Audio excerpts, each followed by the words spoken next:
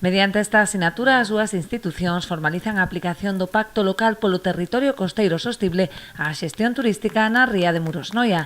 Trátase dunha guía de boas prácticas que os 5 concellos que integran o Xodestino comprométense a seguir nos distintos investimentos en materia turística, que ascenderán a 2 millóns de euros. Son 2 millóns de euros que dentro desta comarca van a significar moito e queremos, xa que o GALP leva anos traballando pola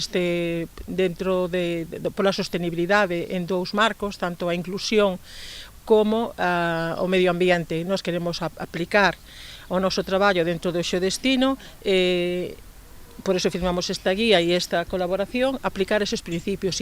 O GALP Costa Sostible encargarase de velar polo cumprimento deses criterios, encamiñados a mitigar o cambio climático, promovendo un turismo respectuoso co ecosistema. É un momento importante para as dúas institucións. Para nós, dende o GALP, pechamos un programa de axudas en torno aos compromisos deste pacto local e estamos a punto de abrir un novo donde xa partimos dunha base sentada que é a asinatura de compromisos.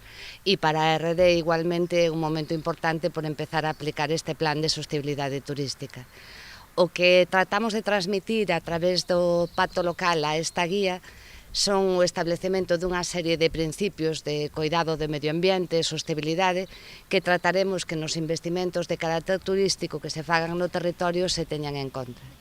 O presidente do GALP destacou precisamente a vontade de colaboración dos concellos para facer posible este convenio que asegura o futuro do noso mar. Que é importantísimo aquí, todos vamos un pouco collidos da man para todos os proxectos. Iso é de agradecer a posición que poñen todos e as forzas de voluntad que hai nestes concellos, en concreto en toda a zona do mar,